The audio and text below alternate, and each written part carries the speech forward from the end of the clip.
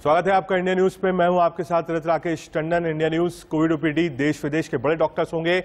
Oxygen और medicine की जो किल्लत है, किस समय मरीज को ऑक्सीजन देनी है, किस समय नहीं देनी है, क्या घर में ऑक्सीजन देना सुरक्षित है, क्या उससे खतरे क्या होंगे, ये भी डिस्कस करेंगे। साथ ही साथ दवाइयों को लेकर बहुत मारामारी है। जो दवाइयां उपलब्ध होनी चाहिए वो दवाइयां नहीं है। रेमडेसिविर की कालाबाजारी हो रही है। कौन सी दवाई किस वक्त देनी है, क्या लोग बेवजह स्टेरॉइड्स ले रहे हैं, इन सब चीजों पर अगले 1 घंटे हम चर्चा करेंगे। और 2 बड़े doctors, doctor Alok Thakkar HOD हैं ईएनटी के, वो भी हमारे साथ होंगे। साथ ही साथ डॉक्टर कौशल वर्मा, प्रोफेसर हैं एम्स के इंटरनल मेडिसिन के, वो भी हमारे साथ होंगे। फिलहाल 4 तस्वीरों से हम आपको बता रहे हैं कि कोरोना के खिलाफ 4 हथियार भारत के पास क्या है। जी हां, सबसे बड़ी उपलब्धि और गर्व की बात, डीआरडीओ की 2G दवा जो है वो अब कह सकते हैं अगले 1 हफ्ते में लॉन्च हो जाएगी। 1 लाख की पहली खेप आनी है और इसको जो ट्रायल्स हुए हैं बहुत पॉजिटिव रिजल्ट्स इसके मिले हैं। टीके को लेकर आप कह सकते हैं महामारी मची हुई है, टीका नहीं है, वैक्सीन नहीं है, वैक्सीन की कमी है। लेकिन उसी बीच अच्छी खबर, स्पुतनिक वी मार्केट में आ गई है। लगभग 948 रुपए इसका रेट फिक्स किया गया है और ये 1 ही डोज लगनी है। रशिया की वैक्सीन है। फिलहाल 1 से 1.5 लाख डोजेज इसकी है, लेकिन अगस्त तक भारत में इसका निर्माण शुरू हो जाएगा। ऑल इंडिया केसेस में पहले के मुकाबले आप कह सकते हैं जो केसेस थे वो कम हुए हैं। वायरस पर कहां ब्रेक लग रहा है? क्या ये माना जाए कि जो सेकेंड वेव थी, क्या उसका पीक निकल गया है? क्योंकि लोग कह रहे थे कि 13 से 15 तारीख के आसपास इसका पीक हो सकता है, तो माना जाए कि पीक निकल गया, क्योंकि सभी राज्यों में जो केसेस हैं वो नंबर्स लगातार डाउन जा रहे हैं। कहां कितनी मौतें हुई हैं ये भी हम आपको बता रहे हैं। एक्टिव केसेस कहां पर हैं ये भी हम आपको बताएंगे कि एक्टिव केसेस किस किस राज्यों में ज्यादा है। हर्षवर्धन भी 4 राज्यों के स्वास्थ्य मंत्रियों के साथ बातचीत कर रहे हैं। एक आंकड़ा आपको बता दें एक बार कोविड का पहले क्या है। 24 घंटे में 3,26,098 नए केसेस सामने आए हैं। 24 घंटे में 3,890 लोगों की मौत भी हुई है। 24 घंटे में 3,53,299 मरीज कोविड से ठीक भी हुए हैं और 24 घंटे में 31,091 घटे एक्टिव केसेस। यानी कल के मुकाबले आज जो कल की फिगर्स आई, यानी परसों के मुकाबले जो कल की फिगर्स है, 31,000 केसेस कम आए हैं पहले के मुकाबले। यानी अब ये एक राहत की बात है, केसेस कम हो रहे हैं, अब सर्ज नहीं है। ये 4 तस्वीरें बता रहे हैं आपको देश में कोविड का नंबर्स क्या है, कितने लोग ठीक हुए हैं, कितने एक्टिव मरीज हैं, कितने लोगों की जान चली गई है। इन 4 तस्वीरों से हम आपको समझाने की कोशिश कर रहे हैं कि कौन कौन है।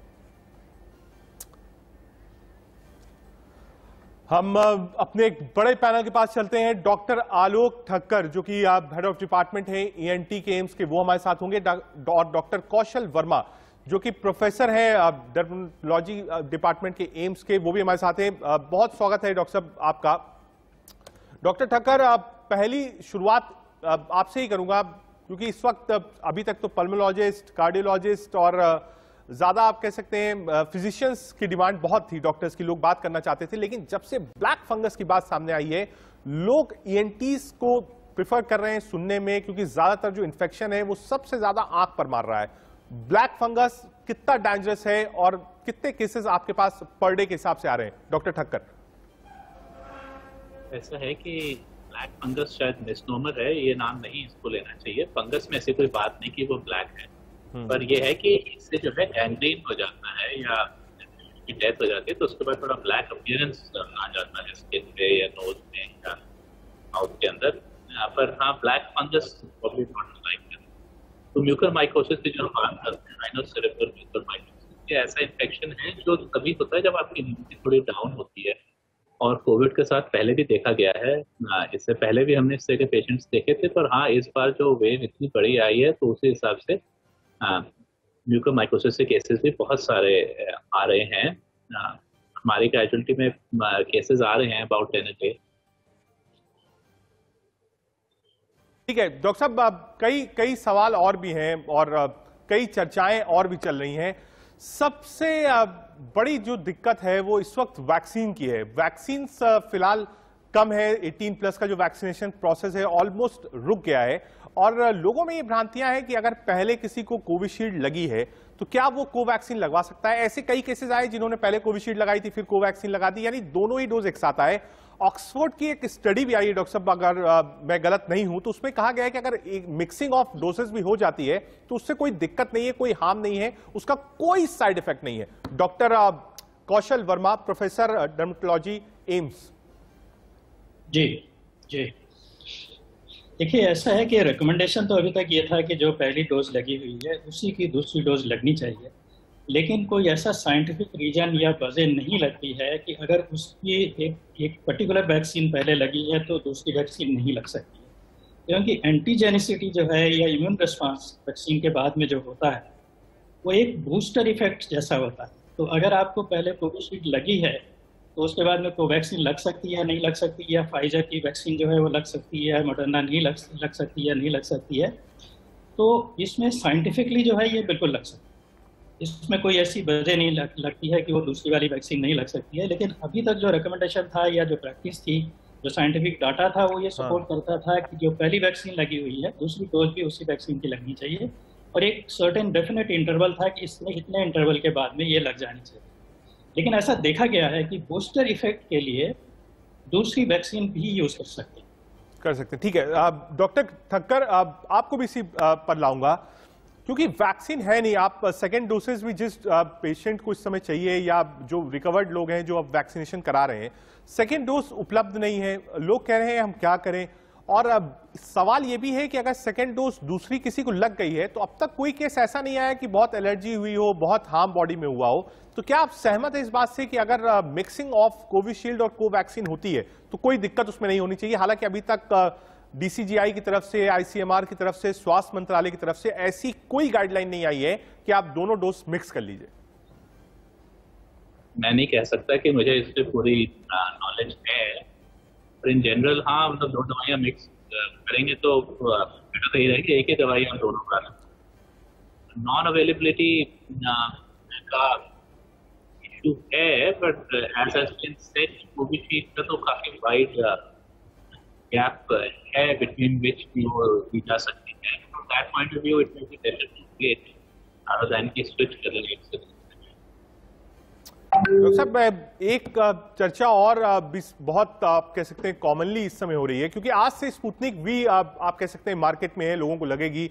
948 रुपए इसका प्राइस भी फिक्स किया गया है। रशियन मेड वैक्सीन है जिसको लाया गया था लगभग 8 से 10 दिन पहले, ट्रायल्स हुए, और आने वाले समय में अगस्त से हिंदुस्तान में भी इसकी मैन्युफैक्चरिंग शुरू हो जाएगी। अब लोग कह रहे हैं कि साहब कोवैक्सीन और कोविशील्ड से अच्छी है स्पुतनिक वी। एक तो आपको एक ही डोज लेना है उसका, और मोर एफिशिएंसी जो है उसकी ज्यादा मानी गई है। तो क्या आप मानते हैं कि स्पुतनिक वी कोवैक्सीन और कोविशील्ड से बेटर है? पहली बात। दूसरी, उसकी एक ही डोज लिखनी है। तीसरी, अगर एफिशिएंसी की बात करेंगे तो लोग कंपेयर कर रहे हैं कि हम कौन सी वैक्सीन लगाएं, कोविशील्ड लगाएं, कोवैक्सीन लगाएं या स्पुतनिक लगवाएं, या कुछ लोग ऐसे भी हैं जो इंतजार कर रहे हैं कि कब फाइजर, मॉडर्ना मार्केट में आएगी तब हम लगवाएंगे। डॉक्टर आलोक ठक्कर। कोई भी एक वैक्सीन लगा लें, सब में 18-20 का ही फर्क है, तो बहुत ड्रामेटिक फर्क ऐसे नहीं है। जो अमेरिकन वैक्सीन हैं फाइजर, मॉडर्ना की, उनकी थोड़ी सी एफिशिएंसी बेटर मानी गई है, पर वो तो जो अवेलेबल है आपके टाइम पे अवेलेबल होंगी तो बात होगी। बाकी they are all about the same. आप रोल करने की बात बनती नहीं है, choosing between the different vaccines, तो मिल जाए वो लग लेनी चाहिए। ठीक है, मतलब आपका मानना है जो तीनों ही वैक्सीन है, कोविशील्ड, कोवैक्सीन और फिलहाल स्पुतनिक, ये तीनों बराबर है, जो वैक्सीन मिले आप वो वैक्सीन लगवा लीजिए। बिल्कुल, हाँ जी। ठीक है। डॉक्टर कौशल वर्मा, एक बहस और भी बहुत छिड़ी है, और शायद पिछले 24 घंटों में छिड़ी है। हमने डॉक्टर रणदीप गुलेरिया, डॉक्टर त्रेहान, सभी लोग जो इन्वॉल्व हैं, या फिर डॉक्टर पॉल जो कि नीति आयोग को रिप्रेजेंट करते हैं, उनको सुना। उन्होंने कहा कि साहब अगर आपने 2 वैक्सीन लगवाई हो और आपका वैक्सीन का कोटा फिलहाल के लिए पूरा हो गया हो, उसके बाद भी आप घर से बाहर निकलिए तो आप डबल मास्क पहन कर निकलिए। ये उन्होंने कहा है, और बहुत सख्त हिदायत थी। अभी मैं सुन रहा था एक वर्चुअल पीसी में, तो डॉक्टर रणदीप गुलेरिया और डॉक्टर त्रेहान कह रहे थे कि डबल मास्क जरूरी है, अगर दोनों वैक्सीन की डोज लग गया उसके बाद भी आप पहनिए। लेकिन अमेरिका में ऐसा नहीं है। अमेरिका ने साफ कहा है कि अगर डबल वैक्सीन आपको लग चुकी है तो आप अपना मास्क हटा सकते हैं। दोनों जगह डॉक्टर साहब सिमिलैरिटीज थी। WHO साथ में काम कर रहा था, तो इतनी अलग गाइडलाइंस वैक्सीन को लेकर, मास्क को लेकर अलग अलग क्यों है राय? देखिए, इसमें हमें लगता है कि 2-3 चीजें हमें समझने की जरूरत है। कि कोई भी वैक्सीन की एफिशिएंसी जो है, इफेक्टिवनेस, वो 100% नहीं है।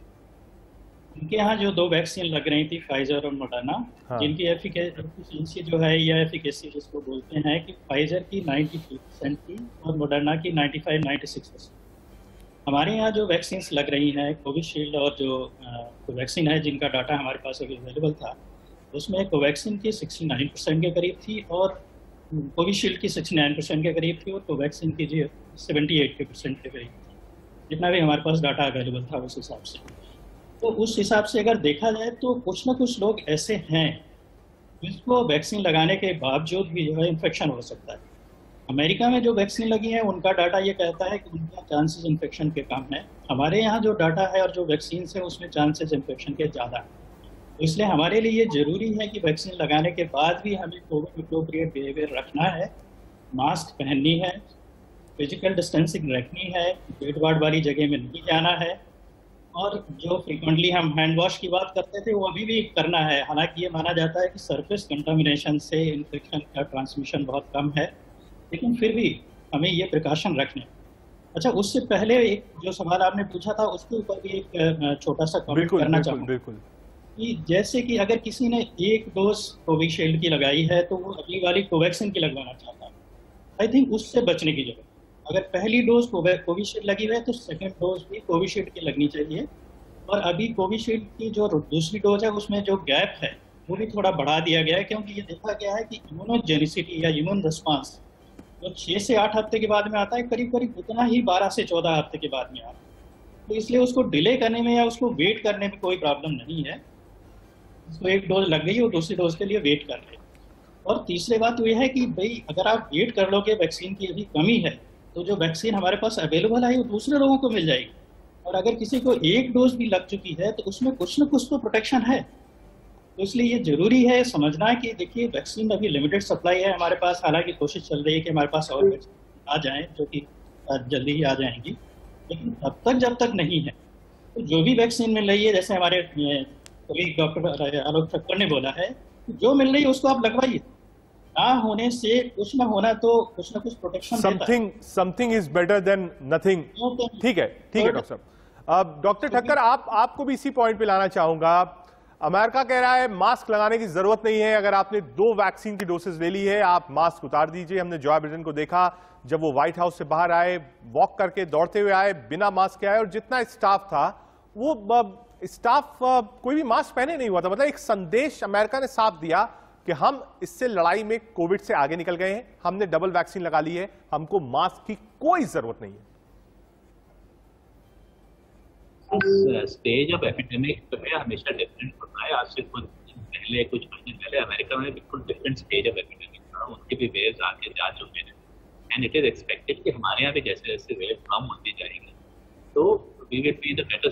तो आज के दिन में आपके यहाँ जो है मोस्ट इम्पॉर्टेंट फैक्ट तो ये है कि आपकी पॉजिटिविटी रेट इतनी ज़्यादा है। अभी 2 हफ्ते पहले हमारी पॉजिटिविटी रेट दिल्ली में करीब 30% थी, आज के दिन में कर्नाटका में करीब 30%। तो उससे आप अंदाज़ा लगाइए कि जब आप बाहर निकलेंगे, जो आपके साथ लोग होंगे उनसे कितने ऐसे होंगे जिनको कि शायद जो है वो इन्फेक्शन होगा या एसिम्प्टोमेटिक। अमेरिका में आज के दिन पॉजिटिविटी बहुत लो है, बहुत लो है। हमारा भी आज से 2 महीने पहले 2% था।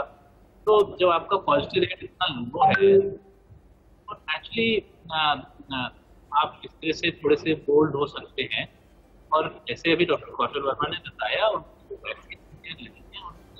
ठीक है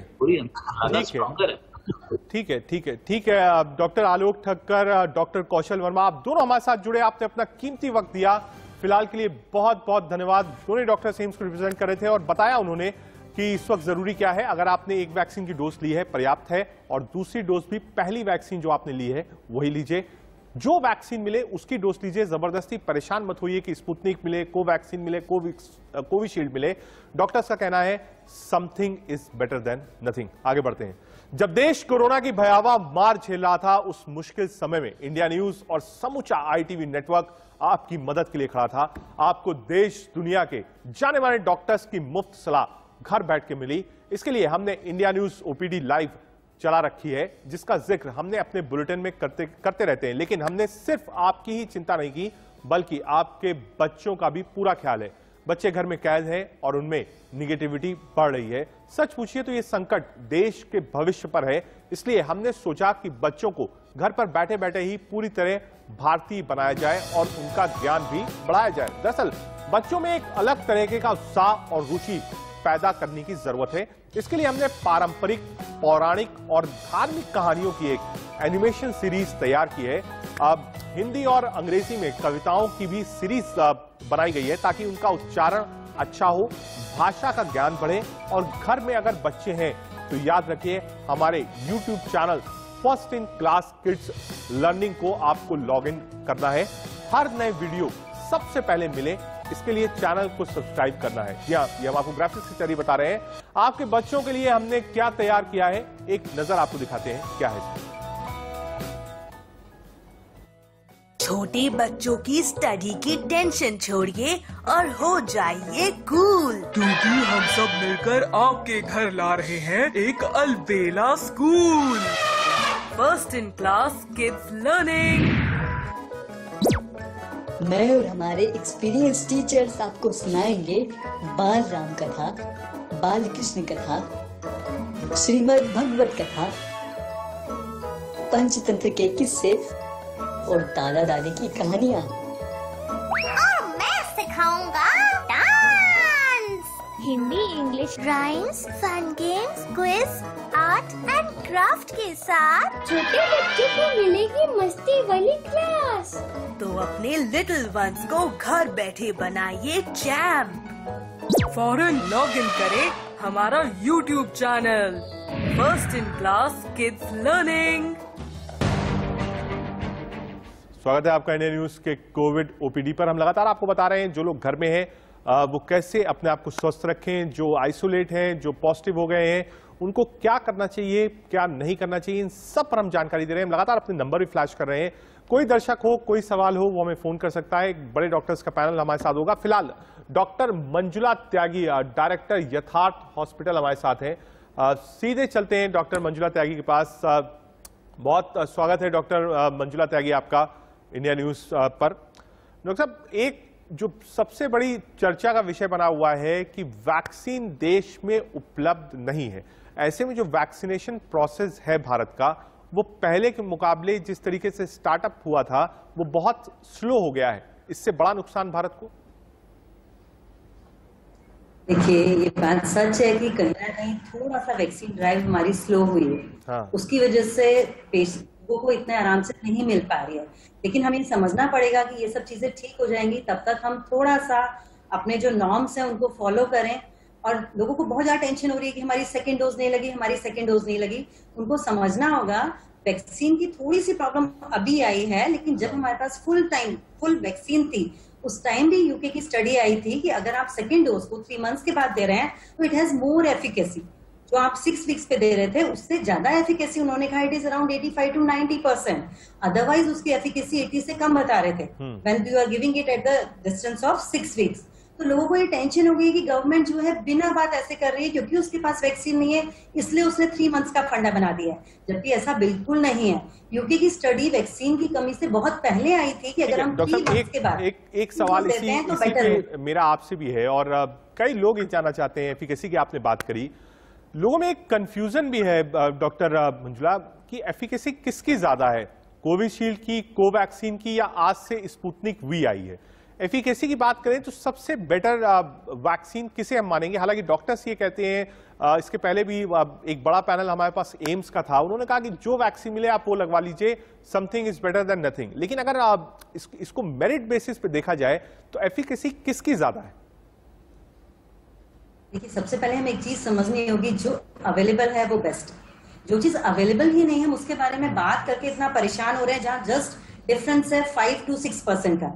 ठीक है, अगर हम यूएसए से सब लोग कंपेयर कर रहे हैं कि भी मॉडर्ना है, वहां पर फाइजर है, उनकी एफिकेसी तो मोर देन 90 कह रहे हैं। जो हमारी कोविशील्ड है, कोवैक्सीन है, उसकी अराउंड 85 to 90 के अप्रॉक्स कह रहे हैं। तो लोगों के लिए ये सबसे बड़ी टेंशन है कि हम बेस्ट वैक्सीन क्यों ना लें। देखिए, बेस्ट अभी अवेलेबल नहीं है हमारे पास। जो हमारे पास बेस्ट अवेलेबल है वो भी हमारी 85 to 90% इफेक्टिव है, हमें ये समझना होगा। और सारी की सारी वैक्सीन हमें सिवियर कोविड से बचा रही हैं। अगर हमें होगा भी तो माइल्ड टू मॉडरेट होगा। माइल्ड टू मॉडरेट तो जो हमारे पास फाइजर और मॉडर्ना की है उसके अंदर भी 95% है ना, वहां भी आपको 5 to 8% रिस्क है होने का। तो हमें समझना है जो हमारे पास अवेलेबल है वो हमारे लिए बेस्ट है। उनका जो टेम्परेचर मेंटेन करना होगा उसके अंदर इंडिया में बहुत सारी दिक्कतें आ सकती हैं। तो गवर्नमेंट के बहुत सारे रीजंस हैं हमारी वाली कोविशील्ड और कोवैक्सीन को प्रमोट करने का, वो हमें समझना है, क्योंकि वो टेम्परेचर 2 to 8 डिग्री पे मेंटेन करना बहुत ईजी है। क्योंकि अगर हम मंगा भी लेते हैं तो क्या हम उतना टेम्परेचर चेंज मेंटेन कर पाएंगे, वो थोड़ा सा डाउटफुल रहेगा। तो बेस्ट है कि हमारे पास कोवैक्सीन कोविशील्ड जो अवेलेबल है, जो 2 to 8 टेम्परेचर रखी जा सकती है, वही हमारे लिए बेस्ट है। उनमें से हम कोई भी नहीं, इसमें प्रॉब्लम नहीं है। और जो भी गवर्नमेंट की गाइडलाइंस है हमें उन्हें फॉलो करना है। एक चीज समझिए, गवर्नमेंट ऐसे ही कोई भी गाइडलाइंस नहीं बना रही है, वो भी दूसरे कंट्रीज की स्टडीज, वहां पे क्या हुआ, हमने दूसरे कंट्रीज को देखा, यूके में क्या हुआ, इटली में क्या हुआ, कितने दिन तक नेचुरल इम्यूनिटी आई खुद कोविड होने के बाद। सेकंड हमने देखा वैक्सीन के बाद जब 1.5 मंथ पे लगाई तो 3 मंथ्स पे लगाई तो क्या डिफरेंस आया। तो ये सब स्टडीज होने के बाद ही ये गाइडलाइंस बनाई जाती हैं। तो इतना हमें विश्वास करना होगा, गाइडलाइंस हमारे भले के। ठीक है डॉक्टर मंजुला त्यागी, आप गाइडलाइंस की आपने बात करी। अब एक कंफ्यूजन और भी बहुत है, कई ऐसे लोग हैं जिन्होंने पहली डोज कोविशील्ड की दी है, दूसरी कोवैक्सीन की लगवा ली है। तो अब ये भी चल रहा है और एक स्टडी आई ऑक्सफोर्ड की, अगर आपने उस पर ध्यान दिया, उसमें कहा गया है कि अगर आप चेंज कर लेते हैं वैक्सीन सेकंड डोज में तो बहुत ज्यादा रिएक्शन उसका नहीं होगा, वो भी कारगर है। इस पर आपका क्या वक्तव्य है डॉक्टर मंजुला त्यागी? देखिए, दोनों ही जो वैक्सीन है हमारी वो वायरल वेक्टर वैक्सीन है, हमें समझना होगा। ठीक है, मैसेंजर आरएनए वैक्सीन दूसरी वाली है वो डिफरेंट है थोड़ी सी। हमारे यहाँ जो भी वैक्सीन चल रही है these are all viral vector vaccine. जो सबसे ओल्ड टेक्नोलॉजी है वैक्सीन बनाने की, वो ये टेक्नोलॉजी थी कि वायरस को आप थोड़ा सा डेड कर देते हैं, इनएक्टिव कर देते हैं, उसको हमारी बॉडी में डालते हैं, वो एंटीबॉडीज प्रोड्यूस करता है। वो डिजीज नहीं कर सकता, वो सिर्फ एंटीबॉडीज प्रोड्यूस करता है। वो एंटीबॉडीज हमारे लिए फर्दर जब भी वो वायरस आएगा बॉडी में, इन्फेक्शन होगा, हमें उससे प्रोटेक्ट करेगा। तो ये जितनी भी वैक्सीन है, कोविशील्ड है, कोवैक्सीन है, सब उसी फंडा पे है, उसी वाली थ्योरी को वो अपना रही है। इसलिए अगर हमने बाई चांस सेकंड दूसरी वाली ले ली तो हमें कोई प्रॉब्लम नहीं होगी, बिकॉज उनकी टेक्नोलॉजी सेम है। ठीक है डॉक्टर मंजुला, एक संशय और भी है, और गांव तक वैक्सीन नहीं पहुंच रही है और जितनी अवेयरनेस होनी चाहिए कोविड को लेकर वो गांव में नहीं है। जो पहली वेव थी आप देखिए मेट्रोज और बड़े शहरों तक सीमित थी, गांव को उसने टच नहीं किया, ये कहना बिल्कुल गलत नहीं होगा। लेकिन इस वेव में आप देखिए नोएडा, ग्रेटर नोएडा के जो गांव हैं, उत्तर प्रदेश के, महाराष्ट्र के गांव हैं, 25-25, 30-30 लोगों की मौत हो गई है गांव में, और लोगों को पता ही नहीं, कोई अवेयरनेस नहीं है, कोई मेडिसिन नहीं है, कोई दवाई का छिड़काव नहीं हो रहा है। ऐसे में वहां पे वैक्सीनेशन से लोग बहुत दूर हैं, उनके पास वो ऐप वाले मोबाइल्स भी नहीं है कि वो कोविन ऐप पर जाए, सेलेक्ट करें, वैक्सीनेशन सेंटर करें। ऐसे में आपको लगता है कि जिस तरीके से ये सिस्टम चल रहा है, आने वाले दिनों में गांव को लेकर कुछ ठोस रणनीति सरकारों को बनानी पड़ेगी, क्योंकि अगर गांव देश का रूरल पार्ट इन्फेक्ट हो गया पूरी तरीके से तो संभालना बहुत मुश्किल हो जाएगा इस वायरस को। ये आपकी बात सही है, बिकॉज इंडिया की इतनी सारी पॉपुलेशन गांव में रहती है, और दूर दराज के गांव की तो बात छोड़ दीजिए, जो नोएडा के गांव है जिनके लिए मतलब जस्ट रोड क्रॉस करते ही उनके पास बड़ी बड़ी सिटीज और हॉस्पिटल्स हैं, वहां भी लोगों में थोड़ा सा ये लापरवाही है कि नहीं, हमें जस्ट फीवर, कफ और कोल्ड हुआ है, ये तो सादा जुकाम खांसी है, इसमें हमें कोरोना नहीं है और हमें हॉस्पिटल में दिखाना ही नहीं है, तो उसकी मेडिसिन लेके 7 to 8 डेज घर पर ही वेस्ट कर दे रहे हैं। जब उन्हें ऑक्सीजन सैचुरेशन लो जाती है, सांस में दिक्कत होती है, तब वो थोड़ा सा ध्यान देना शुरू करते हैं, तब तक वो काफी लेट हो चुके होते हैं ट्रीटमेंट लेने के लिए। तो हमें कहीं ना कहीं गांव के लोगों को जागरूक करना पड़ेगा कि जब भी आपको प्रॉब्लम है आप जल्दी जल्दी हॉस्पिटल जाएं, दिखाएं डॉक्टर्स को, और आगे चल के जब वो ये प्रॉब्लम देखेंगे, समझेंगे, तो शायद वो वैक्सीनेशन का रीजन भी समझ पाएंगे कि हम क्यों वैक्सीनेशन दे रहे हैं। क्योंकि ये गांव में अब पहुंच चुका है, वहां गांव के लोगों को भी अब समझ आ चुका है, इससे डेथ्स हो रही है वहां पर। तो बाई चांस हम इतना जागरूक नहीं कर पाए, पर ये डिजीज और कोरोना ने ही लोगों को जागरूक कर दिया गांव के कि क्योंकि डेथ्स हो रही हैं, अब उन्हें समझना पड़ेगा। अब वो इसको सादा मियादी बुखार, बस खांसी जुकाम ऐसे करके नहीं टाल सकते हैं, अब उन्हें इसके लिए टाइम पे डॉक्टर को दिखाना पड़ेगा, और जैसे ही वैक्सीनेशन अवेलेबल होगी लेनी पड़ेगी। गवर्नमेंट को कहीं ना कहीं लोकल जो हमारे स्मॉल गवर्नमेंट के CHCs हैं, हॉस्पिटल्स हैं, वहां पे अवेलेबल करानी पड़ेगी। बल्कि मैं तो ये देख रही हूँ अभी कितने सारे प्राइवेट हॉस्पिटल्स में अवेलेबल नहीं है, और लोग जाके गवर्नमेंट हॉस्पिटल से बहुत खुश होकर वैक्सीन लगवा रहे हैं, और दे आर प्रेजिंग। वो खुद कह रहे हैं हमारे यहाँ बंगेल में यथार्थ हॉस्पिटल के पास में गवर्नमेंट के अंदर लग रही है वैक्सीन, प्राइवेट में अभी इतनी अवेलेबल नहीं है, लेकिन लोग वहां जाके लगवा रहे हैं और वो समझ रहे हैं कि नहीं हमें कहीं पर भी लगवानी है, हमें वैक्सीन लगवानी है, इससे फर्क नहीं पड़ता वहां पे कितना कंफर्ट है या कितनी नीट एंड क्लीन या कितनी हाई क्लास 5 स्टार टाइप का हॉस्पिटल है, इससे लोगों को फर्क नहीं पड़ रहा है, वो समझ रहे हैं और धीरे धीरे गांव के लोग भी ये चीज समझेंगे क्योंकि वहां भी प्रॉब्लम अब हो रही है।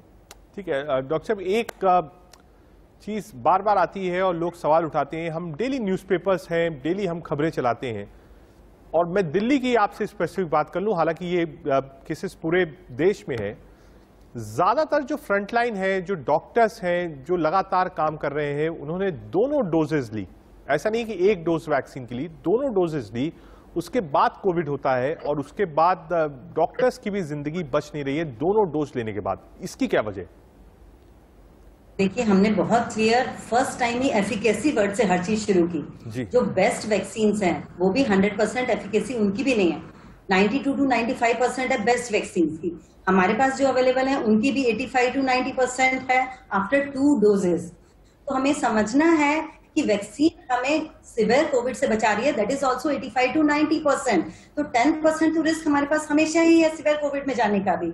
डॉक्टर्स ऐसी जगह पे काम करते हैं जहां पे वायरल लोड सबसे ज्यादा है। कितनी बार थोड़ा बहुत वो कितना भी प्रिकॉशंस ले, कहीं ना कहीं उनसे चूक हो जाती है क्योंकि वो भी थक गए हैं। 6 मंथ से वो इसी चीज को फॉलो कर रहे हैं। जब सबके लिए कोविड खत्म हो गया था हॉस्पिटल के लिए, तो तब भी खत्म नहीं हुआ था। हॉस्पिटल में तब भी केसेस थे, उनको तब भी हॉस्पिटल में मास्क पहनने पड़ रहे थे, पूरे प्रॉपर प्रिकॉशन लेने पड़ रहे थे। तो कहीं ना कहीं 2 वैक्सीन के बाद भी वो जो 10% रिस्क है वो डॉक्टर्स को ज्यादा आ रहा है। लेकिन अगर हम पहली बार की वेव से कंपेयर करें, पिछली बार डॉक्टर्स बहुत ज्यादा अफेक्ट हुए थे, बहुत ज्यादा डेथ्स हुई थी, हमारे डॉक्टर्स हैं, नर्सिंग स्टाफ हैं, लेकिन इस बार कंपैरेटिवली बहुत कम है। वो 10% अगर हम देखें जो रिस्क है उसी के अंदर ये डॉक्टर्स आ रहे हैं। तो लोगों को ये समझना है कि डॉक्टर्स अपना रिस्क लेके भी काम कर रहे हैं, उनको भी प्रॉब्लम हो रही है। तो अगर सबको बचना है तो उनके पास वैक्सीन ही सॉल्यूशन है। इतने सारे डॉक्टर्स इंडिया में, अगर आप टोटल कैलकुलेट करें तो कितने लोगों को प्रॉब्लम हुई है, मुश्किल से 4 या 5 पूरे एनसीआर रीजन में। तो यही हमें क्लियर कर देता है कि वैक्सीन की एफिकेसी 85 to 90 है, लेकिन 90 के अबव नहीं है। वहां पे हमें जो है सिवियर कोविड हो सकता है, और अगर हुआ तो हमें भी उतने ही प्रिकॉशन लेने हैं जैसे दूसरे लोगों को लेने हैं। डॉक्टर्स भी उतने ही रिस्क में हैं जितने दूसरे लोग रिस्क में हैं। तो आप सबको ये समझना होगा लोगों को कि डॉक्टर्स के लिए कोई डिफरेंट ट्रीटमेंट नहीं है, डॉक्टर्स के लिए कोई डिफरेंट तरीके का इलाज नहीं है जो हम उनके लिए करेंगे। जैसे हम दूसरे लोगों के लिए इलाज कर रहे हैं वही ट्रीटमेंट हमारे पास डॉक्टर्स के लिए भी है, और डॉक्टर्स सबके लिए 100% करना चाहते हैं। वो भगवान की मर्जी है कि वो कौन से 10% लोग होंगे जिसके अंदर उनका ट्रीटमेंट जो है ठीक नहीं हो पाएगा और वो कुछ नहीं कर पाएंगे। ठीक है डॉक्टर मंजुला, एक चीज और जो लगातार चर्चा में है वो है ब्लैक फंगस। आप देखिए केसेस लगातार उसके राइज हो रहे हैं, और तर्क ये दिया जा रहा है कि बहुत ज्यादा दिन ऑक्सीजन कंसंट्रेटर्स का इस्तेमाल, बहुत ज्यादा दिन तक स्टेरॉइड्स का इस्तेमाल, ये उस तरफ बढ़ाता है ब्लैक फंगस इन्फेक्शन की तरफ। आप देखिए, पिछली वेव में हमने इतने ब्लैक फंगस के केसेस नहीं देखे थे। ऑकेजनल तो हमने वहां भी देखे थे, जो लोग बहुत पेरिफेरी से आए, बहुत लेट आए और सीधा ब्लैक फंगस लेके आए, वो पिछली वेव में भी था। लेकिन इस बार की वेव में हम ब्लैक फंगस सीधा अपने सामने ही देख रहे हैं। जो पेशेंट हमारे पास कोई ऐसी कंप्लेंट लेके नहीं आया, सिंपली कोविड के लिए एडमिट हुआ पेशेंट, और उसके बाद हॉस्पिटल के कोर्स में ही हम देख रहे हैं कि उनको ब्लैक फंगस हो गया, जबकि पूरे प्रिकॉशंस वहां पे लिए जाते हैं। तो डॉक्टर्स अब इस चीज पे इतने ज्यादा केसेस आने के बाद और ज्यादा प्रिकॉशियस हो रहे हैं कि वहां पे कौन से रिस्क फैक्टर्स हैं जो इस चीज को इंक्रीज कर रहे हैं, उनके ऊपर हम ध्यान दे रहे हैं। अर्ली डिटेक्शन हो, जैसे फर्स्ट वो बोल रहे हैं कि आपके पास रिस्क फैक्टर्स उनका है जिनकी एज ज्यादा है, तो ओल्ड एज जो लोग हैं, या फिर जिनको लॉन्ग स्टेरॉइड दिए गए और बहुत ज्यादा हाई डोज में दिए गए। थर्ड, जो अनकंट्रोल्ड डायबिटीज है, जिनको पहले से ही कुछ क्रोनिक डिजीजेज हैं, इन सब केसेस को हमें टॉप प्रायोरिटी पे रख के ज्यादा ध्यान देना पड़ेगा कि हम पूरे प्रिकॉशन लें, इनको ना हो। जो और भी रीजंस बताए जा रहे हैं कि आप क्लीननेस ज्यादा रखो, हाइजीन ज्यादा रखो, जो आपका ऑक्सीजन का जो कंसंट्रेटर वगैरह में जो वाटर है वो आप जो है, हम हमेशा भी अदरवाइज भी उसके अंदर डिस्टिल्ड वाटर ही यूज कर रहे थे। कुछ जगह से मैंने सुना है कि लोग कह रहे हैं कि वहां पे नॉर्मल वाटर यूज किया जा रहा है। देखिए, ऐसा हॉस्पिटल्स में बिल्कुल नहीं हो रहा है। घर पे आप जो सिलेंडर्स यूज कर रहे हैं उसका हमें नहीं पता क्या हो रहा है, पर हॉस्पिटल में हमेशा ही उसके अंदर डिस्टिल्ड वाटर यूज किया जाता है। हाइजीन का हमेशा ध्यान रखा जाता है, लेकिन फिर भी केसेस देखने को मिल रहे हैं। तो हमें कहीं और इस चीज पे और ज्यादा ध्यान देना होगा कि हम और क्या प्रिकॉशंस लें, ये कम से कम हो। हॉस्पिटल में हम लोग बहुत जल्दी डिटेक्ट कर रहे हैं, उसका पूरा प्रिवेंशन कर रहे हैं, ट्रीटमेंट कर रहे हैं, बट फिर भी कहीं ना कहीं हम कुछ पेशेंट्स को खो दे रहे हैं पूरे ट्रीटमेंट के बाद भी। तो हमें ये देखना होगा, जो लोगों ने अभी क्या किया था, घर पे ही सबने स्टेरॉइड शुरू कर दी। अभी जिस पेशेंट को देखो 5 डेज में हमारे पास ओपीडी में आता है, मैम मैं स्टेरॉइड्स ले रहे हैं, हम उनसे पूछते हैं आपने सीटी नहीं कराया, ब्लड टेस्ट नहीं कराया, आपका ऑक्सीजन सैचुरेशन लो नहीं गया, तो आपने स्टेरॉइड्स क्यों स्टार्ट किए? हमारे किसी रिलेटिव ने कहा, हमारे किसी डॉक्टर ने कहा, या कहाँ से उन्होंने सुन लिया और वो सब स्टेरॉइड्स ले रहे हैं। वहां पे हमारे लिए प्रॉब्लम्स ज्यादा आ रही हैं इन कंपैरिजन टू जो लोग डायरेक्ट हमारे पास एडमिट हो रहे हैं और हम लोग स्टेरॉइड शुरू कर रहे हैं। हाँ, ओकेजनल केसेस हॉस्पिटल में भी हो रहे हैं, देखिए वो पहले भी होते थे, लेकिन क्योंकि अब जो है लोगों को बेड्स नहीं मिले, थोड़ा सा मुश्किल हुई, तो लोगों ने घर पे बहुत ज्यादा ट्रीटमेंट किया स्टेरॉइड से, इसलिए ये प्रॉब्लम थोड़ी ज्यादा आ रही है। ठीक है डॉक्टर साहब, एक छोटा सा लास्ट 1 मिनट बचा हुआ है, सिर्फ एक छोटा सा आपका कमेंट चाहूंगा। विदेश में, अमेरिका में, ब्रिटेन में अब धीरे धीरे मास्क की परंपरा खत्म हो रही है कि आपका अगर वैक्सीनेशन दोनों डोज हो गया है तो आप मास्क हटा लीजिए। हालांकि भारत में ऐसा नहीं है, भारत में अभी भी परंपरा वही है कि आप अगर 2 वैक्सीन भी आपने लगाई है तो ICMR हो, स्वास्थ्य मंत्रालय हो, यही कह रहा है कि आप मास्क पहन के रखिए। ये अलग अलग कैसे चल रहा है? अमेरिका अलग चल रहा है, ब्रिटेन अलग चल रहा है, हिंदुस्तान अलग चल रहा है। लोगों के मन में संशय है, लोग कहते हैं कि भाई जब मैंने 2 वैक्सीन लगवा ली तो अब शायद हमें मास्क नहीं पहनना चाहिए। देखिए 2 वैक्सीन के बाद भी, जैसे आपने डॉक्टर्स का केस सुना, डॉक्टर्स को कहीं ना कहीं हो गया, 90% से ऊपर तो किसी की एफिकेसी है ही नहीं। 10% तो आप अगर मास्क हटा रहे हैं, आप रिस्क ले रहे हैं। आप इंडिया को दूसरे कंट्रीज से कंपेयर नहीं कर सकते। इंडिया की पॉपुलेशन इतनी ज्यादा है कि यहाँ पर डिस्टेंस मेंटेन करना कितनी जगह पे पॉसिबल ही नहीं है। और जो आप कंपेयर कर रहे हैं यूके या यूएस से, वहां भी बहुत क्लियर गाइडलाइंस है। जब आप ओपन स्पेस में हैं तब आप मास्क हटा सकते हैं, लेकिन अगर आप बस में हैं, आप क्लोज स्पेस में हैं, ऑफिस में है, वहां आपको भी मास्क पहनना पड़ेगा और आप जरूरी है। ठीक है, आपको भी बचा रहे हैं। और कहीं ना कहीं 1%, वो जो 10% का रिस्क आपको वैक्सीन के बाद है, बाई चांस आपको हो गया तो आप दूसरे को भी नहीं दे रहे हैं, आप उसको भी प्रिवेंट कर रहे हैं। ठीक है, अभी हमें ठीक है डॉक्टर मंजुला त्यागी, आप डायरेक्टर यथार्थ हॉस्पिटल हमारे साथ थी। मैम बहुत शुक्रिया डॉक्टर साहब आपका, आपने तमाम विषयों पर जानकारी दी इंडिया न्यूज पर।